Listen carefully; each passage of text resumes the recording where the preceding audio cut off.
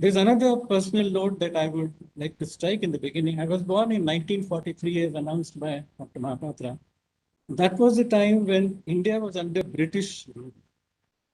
Today, I'm extremely proud to be here in this occasion when we are celebrating Azadi Amrit Mahotsav as a free citizen of a free country. It's something that makes me proud. It also makes me grateful to God for giving me that much of lifetime.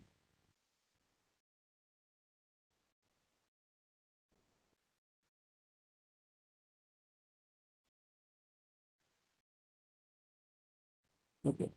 I was in Delhi for many, many years. And one of the attractions of Delhi is the Republic Day parade that we have every year on Rajpath on 26th of January. Now, you'll be wondering why I'm showing this slide. It will be clear in a minute. So, in the early years, Republic Day in Delhi was something like a family picnic. I remember going out with my whole family from the Republic Day parade. We would go to the zoo, spend the whole day moving around and come back. So this is an occasion for celebration of our republic, and it's a matter of pride for us, the march past and the jackies, and so many things which come out there in sight and sound. But one of the things which we all wait for every year is the fly past. And this is the time when people are actually waiting for it. It's one of the highlights of the parade, when fighter jets are zooming over Rajpath and everybody is spellbound. Many times we get up and find that the morning is foggy. We wonder whether the fly past will be there or not, but then afterwards the fog clears out and we have the fly past. And the fly past holds everybody's tongue. And just when the whole thing is over, that is the surprise. The surprise comes in the form of thousands of tricolor balloons, some flags and buntings also, which are released all over Rajpath. And people are really stunned by this kind of a thing. And not many people know or they are aware of the fact that these balloons, 10,000 of them, all simultaneously, are released by the Indian Meteorological Department. And IMD's people work night and day for almost 48 hours. And they fill up these balloons, tie them up, thousands of them. They work night and day. And then just when the fly past is over, you'll find that the balloons are in the sky and decorating the Indian skies. But decorating the Indian skies is not IMD's only job. IMD has been using balloons since 1947, and even before that, balloons were in use in something like the 1930s. Balloons come in different types. When the sky is clear, there's a blue sky, white balloons are used. When the sky is gray, red balloons are used. Balloons are used during daytime, during nighttime. And there's one picture here which shows a balloon being released in Antarctica, where India has a strong presence.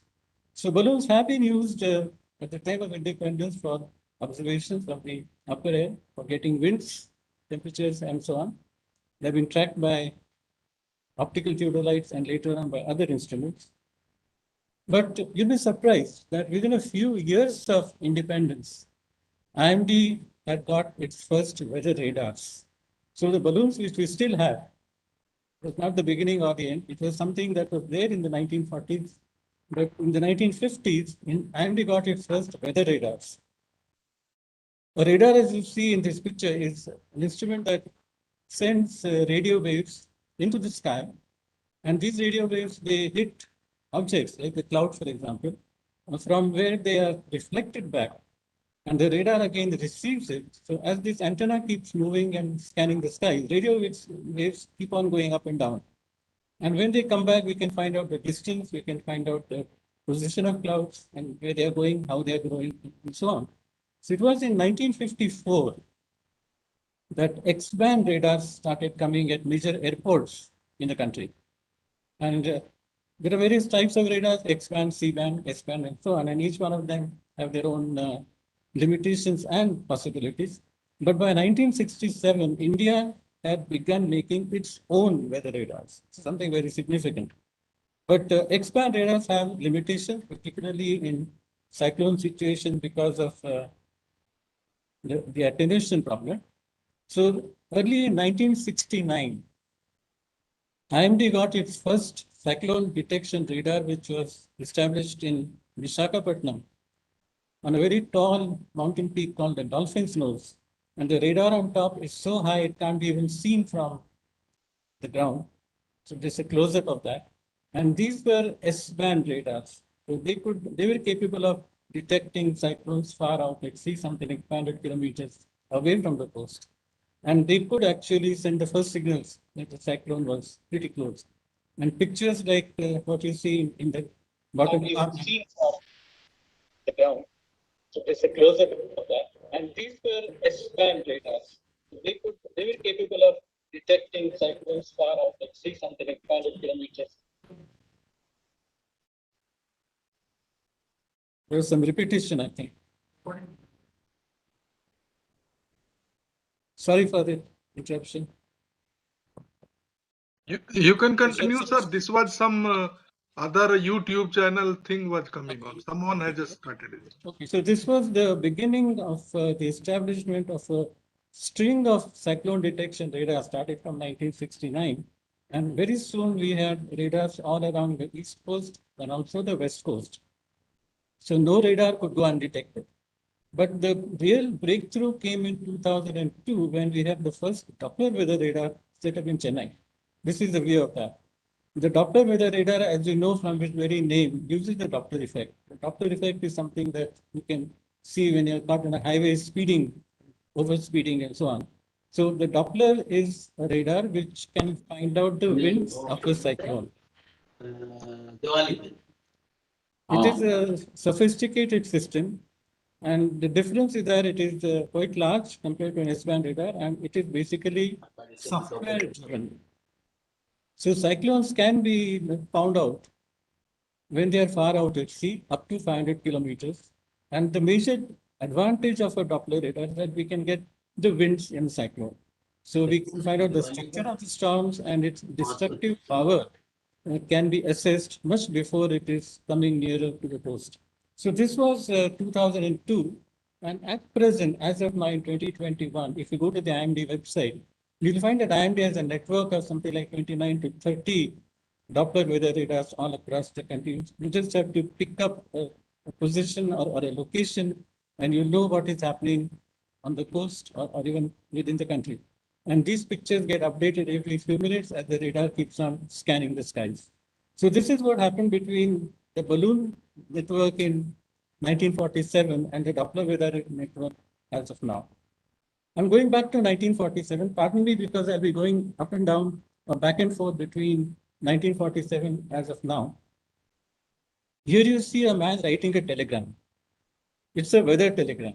And in fact, I think the present generation doesn't even know what a telegram is because telegrams are there no longer in our country. So in 1947, when an observer took an observation, he had to convert it by coding it and write it in a telegram form. It was one of the fastest means of communication, also the most expensive means of communication. So every letter had to be paid for. And that's why the weather had to be coded and made into a very short message. And the observer will take it to the telegraph office, from where it will be sent to the Met Office place. And again, the whole situation will be reversed. So the coding weather messages was one part of it. Decoding was at the other end. And this went on in 1947 as a routine. But this is a picture of the Mumbai IMD office in 1950, just within 3 years, when IMD had kind of eliminated the telegraph office in the circuit. And teleprinters, I don't know whether anybody knows what a teleprinter is these days, but IMD had its own teleprinter network. And messages will come pouring into the Met Office. They'll again be decoded back and plotted on charts.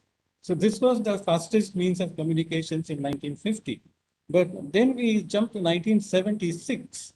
In 1976, a regional telecommunications hub was established in New Delhi, in IMD, as a part of what was known as the World Weather Watch. And this was a time when India, I'm not saying IMD, India heard the word telecommunication for the first time. Because in those days, telecommunications were not known as we know them today.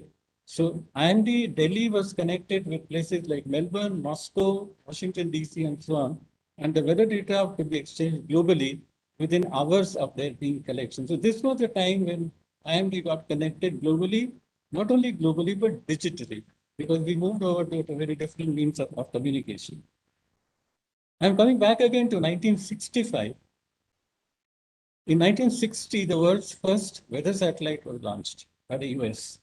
And those were orbiting satellites. They orbited over different parts of the Earth at different time and covered different areas. So when the satellite moved over India, actually with a little small ordinary antenna, we could get signals from these satellites. And in 1965, we got the first APT reception facility. APT stood for automatic picture transmission. And we could make pictures or construct pictures from the satellite data. The antenna had to be moved as the satellite moved from horizon to horizon. And the signal could be received and converted into pictures, as you see at the bottom of this slide. So this became a possibility in 1965 that IMD meteorologists could actually see satellite pictures much before INSAT came. Later on, these offices were set up at 8 places, and meteorologists in different parts of the country could see satellite images, especially in the times of cyclones and so on. So we had an inkling of what satellites could do in 1965. And by 1982, we had our own satellite, India's own INSAT 1A. 1A was launched in 1982, then came 1B, 1C, 1D, many more, 2A, 2B, and 2E. Right now we have a 3D satellite. This was a major game changer in more than one sense. First of all, we could see thunderstorms developing in situ. We could monitor weather systems going across the country from west to east, like the western disturbance you see in the picture. And we could monitor tropical cyclones far, far out at sea. There was no restriction of 500 kilometers with the radar. So this was a major game changer because we could actually see the structure of cyclones. We could see cyclones forming far out at sea, and we could assess the destructive potential, as you see in this picture. So this was a major change that we had in 1982, and with every successive satellite, there was something better available. Like the first INSATs were designed in India, but made in the US, launched outside India. Successively, we started making our own satellites and launching them within our country, like the INSAT satellite that we have, INSAT 3D. What you see is a picture of a geostationary satellite. A geostationary satellite is something which, relative to the Earth, remains at a certain spot on the equator. So right now, as of now, we have 3 weather satellites. There's one INSAT 3D at 82 degrees east longitude on the equator.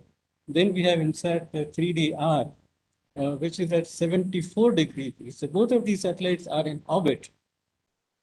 And there is, you'll be surprised, there is a spare satellite on the ground, which is called INSAT 3DS. So in case there's a need to launch a satellite, the spare satellite can be launched with no delay.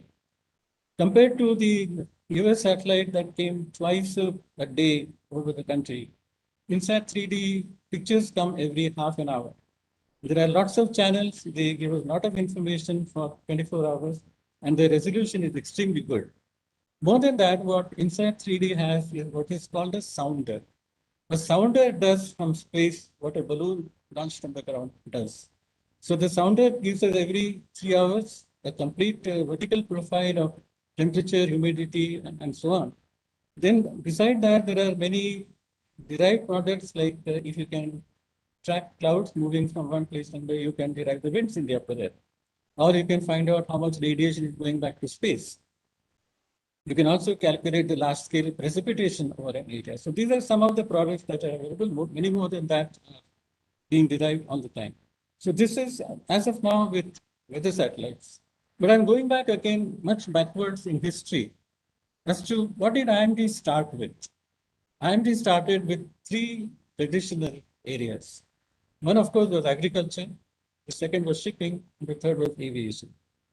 Agriculture, of course, was the mainstay because India was a country of famines and droughts.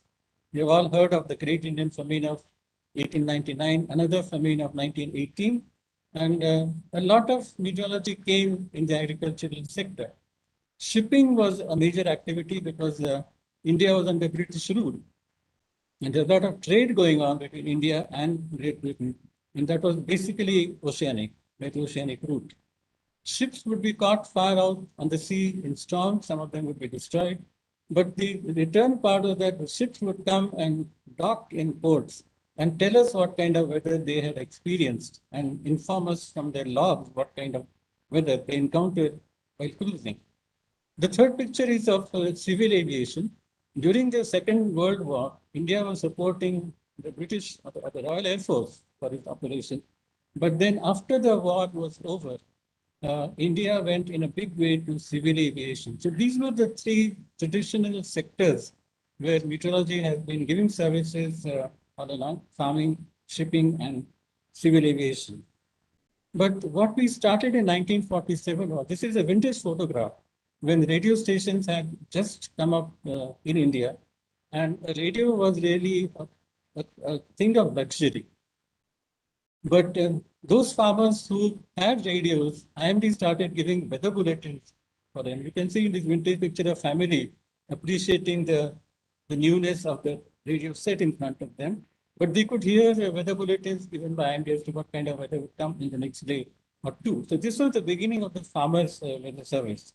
And by 1975 was a major game changer or a breakthrough, I should say, when agro-met advisories began to be issued on TV. Now, what happened that up to 1975, meteorologists talked about the weather with farmers, like tomorrow it will rain or tomorrow it may not rain. But from 1975, IMD meteorologists started collaborating with agricultural experts and give their common advice or expertise to the farmers.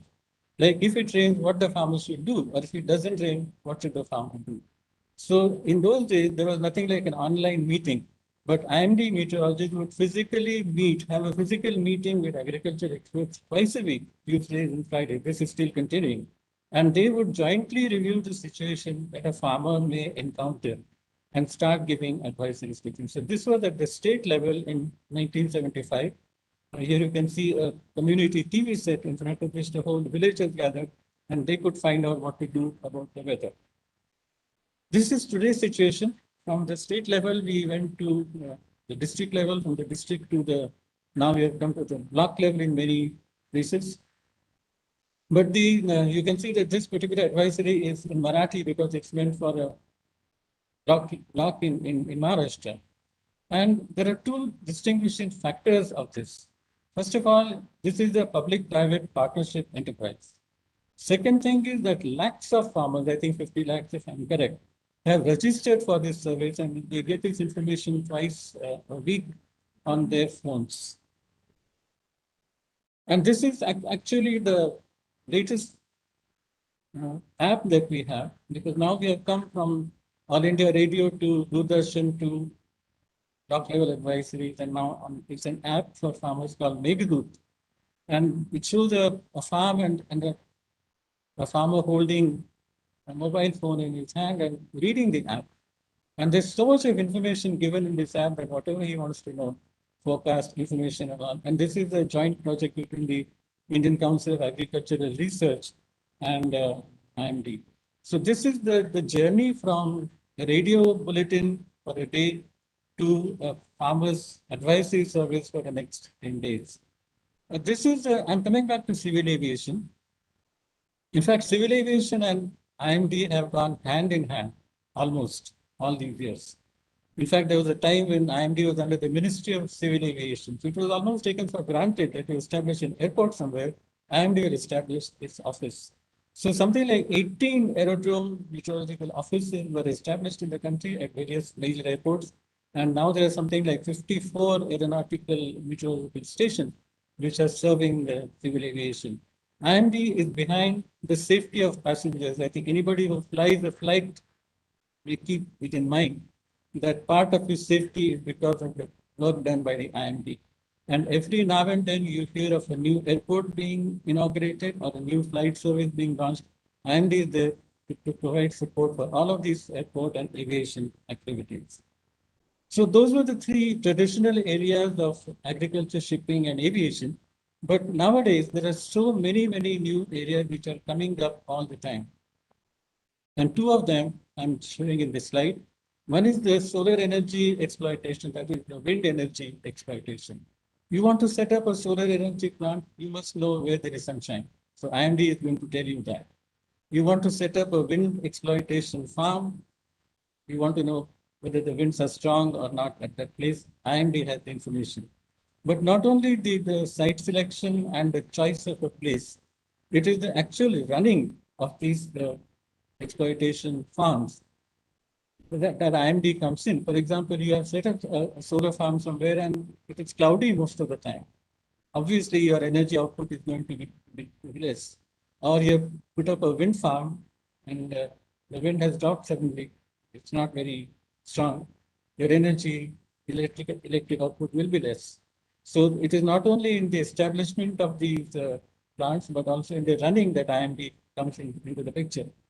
Offshore oil drilling is another exercise where there is a lot of adverse weather to be encountered, and IMD helps in giving those services.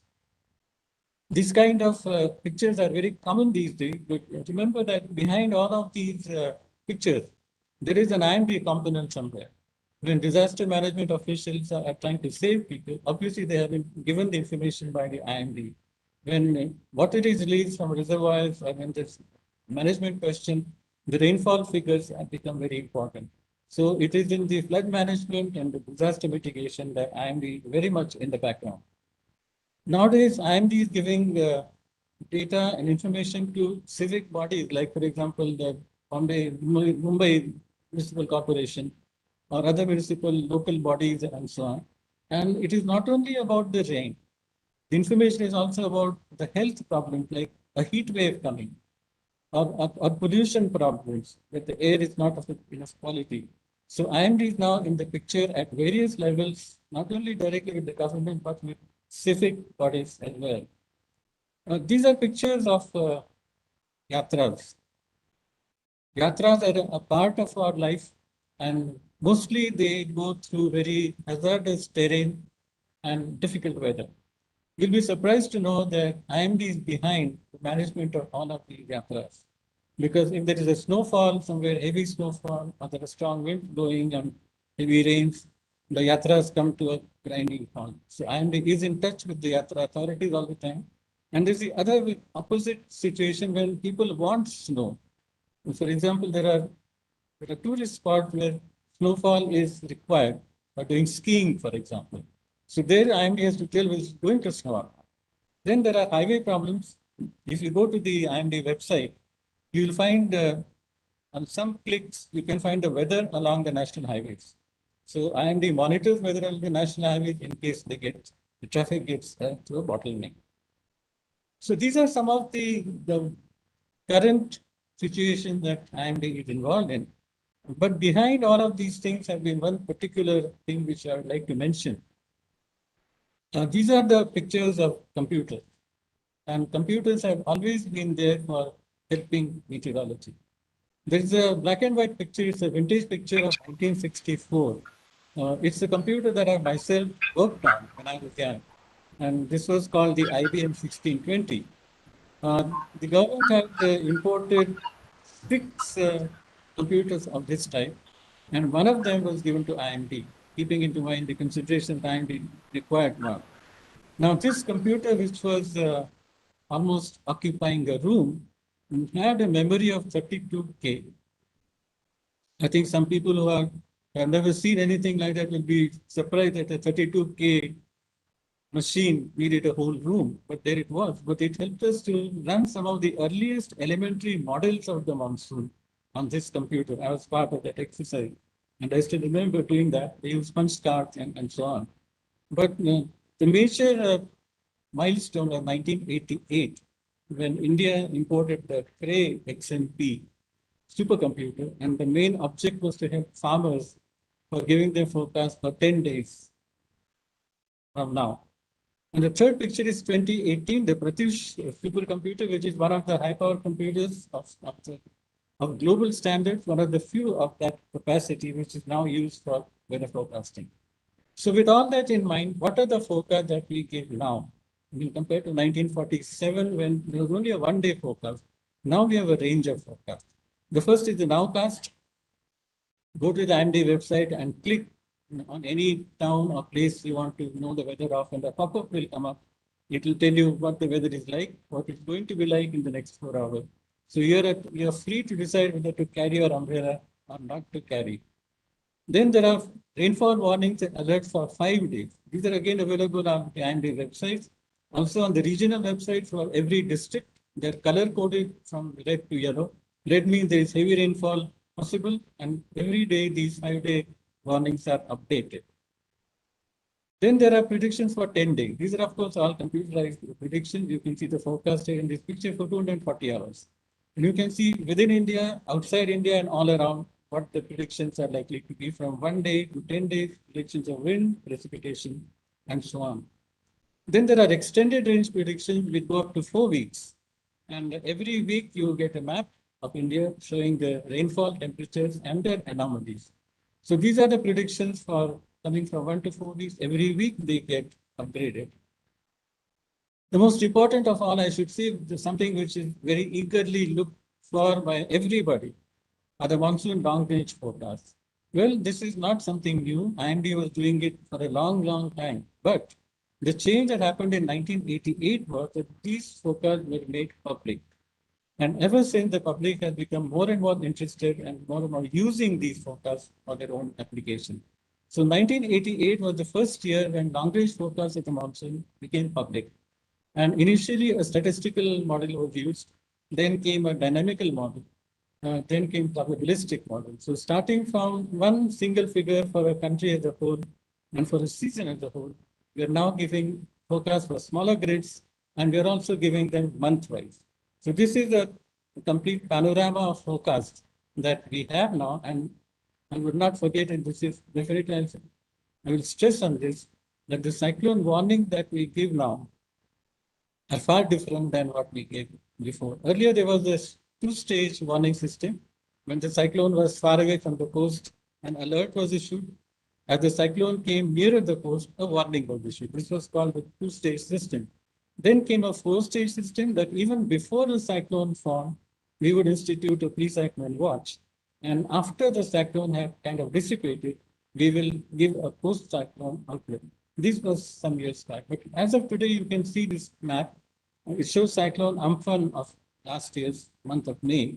And you can see, you can visualize before your own eye the entire track of the cyclone, where it is coming from, where it is going, what will be its intensity, what will be the wind. So this is how we can place before the public at large the entire route of the cyclone and its likely intensity. In the year 2000, internet came to India, a little before perhaps. But along with that, IMD launched its first website. This was one of the first few websites that any government department had launched, and this was a website which gave real-time data. This was in the year 2000. But as of now, IMD has one of the most sophisticated websites. It has all the information, radar, satellites, nowcasting, 10 days forecast, extended range forecast, whatever you want is there now just for a click on IMD website. And not only one, there are something like 40 such websites which are regional, which give information in local languages, and they give information of a local importance. This is one thing which I must mention, because as of late, we hear a lot about people perishing because of lightning strikes. And usually this happens when people kind of take shelter under a tree in a village. And that being the tallest place in that locality, lightning strike usually strikes the trees. So Damini app is another app which helps people to get warnings on lightning strikes. This is a vintage picture. I'm going back to 1948. This is a picture of a conference that IMD had organized just within a year of independence. This was 1948. And this was a conference of the meteorological services of Asian countries, Vasudhaiva Kutumbakam. This is something that IMD has been practicing for its neighbors, and all the neighbors of the new Indian nation congregated in Delhi to discuss what to do next together. Within 2 years, India had become the founder member of the World Meteorological Organization, WMO. You can see the building of the left-hand side, which of course wasn't there at that time. But there's a smaller building you see in the middle. This is the training institute of IMD in Pune, where India is training people, forecasters from other countries for going back and becoming professionals in their countries. Another picture is there of the regional specialized meteorological center on tropical cyclone, which works in Delhi. And it is the responsibility of this RSMC to warn all the countries in the neighborhood of any threat of a cyclone. Many of the cyclones do not hit India directly, they recurve and go to other countries. And it is IMD's responsibility to warn our neighbors of any threat. There is also a monsoon cooperative program called the South Asia Monsoon Outlook, where countries of South Asia, all of whom have the same monsoon, they discuss things together and plan out.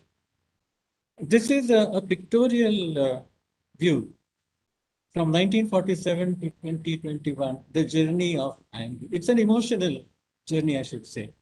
If you look at the left-hand side logo, you see above India Meteorological Department, the British Crown, because IMD worked for the Crown.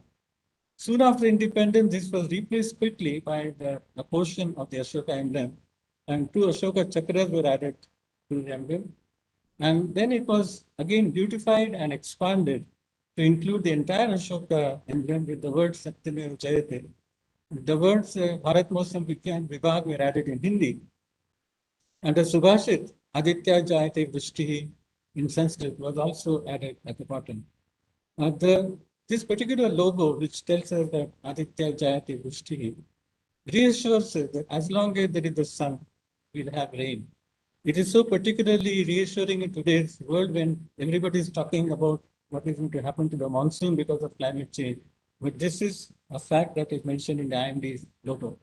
It has also been a physical journey. In 1947, IMD Delhi was just a single-storied building. You can see the black and white building. It was called the Observatory. It was the headquarters even in 1947. Before independence, the headquarters had been moved to Delhi. But so much of work was later on being done and so much of activity added that in 1976, we had Mosam Bhavan, a six-storied building on Lodi Road. And recently in 2009, in the same campus came up Prithvi Bhavan, the Ministry of Earth Sciences building. It's been a long journey in many, many ways. For example, if you see the weather, India daily weather map for 15th August 1947, which is on the left-hand side, you can see that it was a hand-plotted chart and all the analysis was done by hand. Today, everything is computerized. It's extremely intensive. A lot of data is there, and it is being done completely by the computer. This is a vintage photograph of the Indian Daily Weather Report of the date. Remember the date, 15th August 1947. If you just were curious to know how was the weather like when India became independent, this is given in this report. The report says in the first line in the heading that this is published by order of the Governor General in Council. Very clearly state that IMD had to work for the Crown. The rainfall was reported in inches because the British used inches, feet, yards, and miles for measuring length. The temperature was reported in degrees Fahrenheit because the British liked that. Heavy rainfall warning was issued for 8 hours, but mind well that this would be printed in the next day's newspapers long after the rainfall warning would be over. So this was the situation in 15th August 1947. And where would that rainfall warning go? It will go in the lowest corner of a newspaper. This is 15th August 1947, the Statesman of Calcutta. It is talking about two new nations being born, and the weather information is tightly in a corner on the left-hand side. So 1947 to 2021 has been a long, long journey from observatories to automatic weather stations. We have many, many automatic weather stations now using satellites, no longer any telegrams. Satellites are being used for this. From inches, we have come to millimeters. From degrees Fahrenheit, we have come to degrees Celsius. From newspapers, we have come to mobile phones. Before I end my presentation, there are only 2 points that I would like to make, 2 points which I think are extremely significant.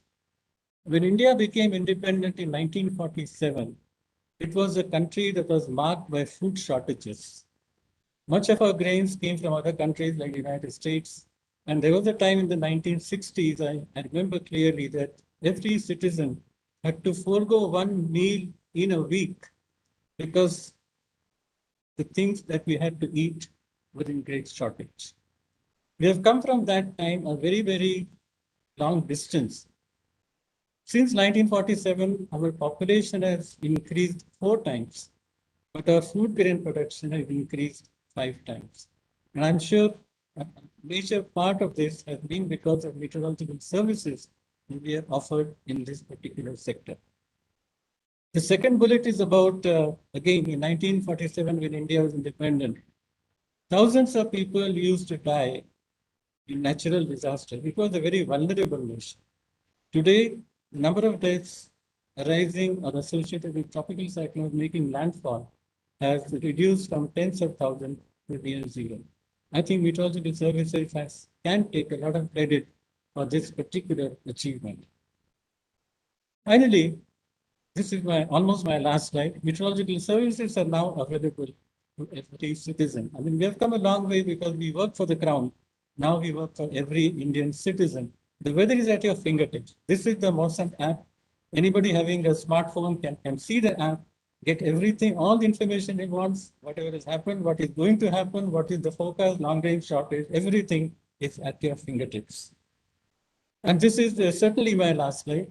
This is about, I'm going to talk about meteorology as such. And I'm saying that this is a science with a difference. It's not like other sciences. There are many sciences which are also supported by the government of India. There are many sciences which are done in universities and many other organizations. But there are certain characteristics of meteorology which are not there in all other sciences. First of all, it is continuously evolving. Of course, many other fields will see an evolution. But one of the things that its evolution is driven by demand. If you give a forecast for a state, people want a forecast for a district. If you give a forecast for a district, people want a forecast for a block. If you give a forecast for a block, people want a forecast for their own village. Meteorology is a global science. If you want to give a local forecast, you need global data. This is not what other sciences need. They can do it on their own, but here we are tied up with the whole universe to get our data. Meteorology is different because its emphasis is always on prediction.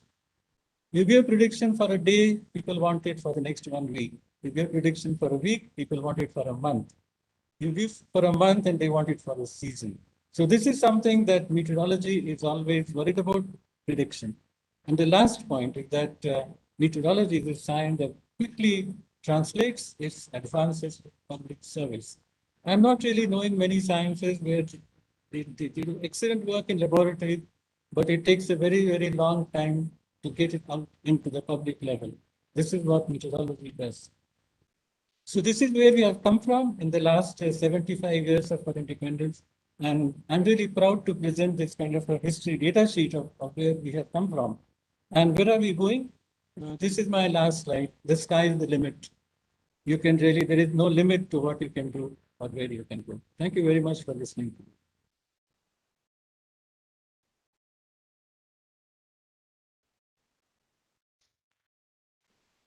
Thank you very much, sir.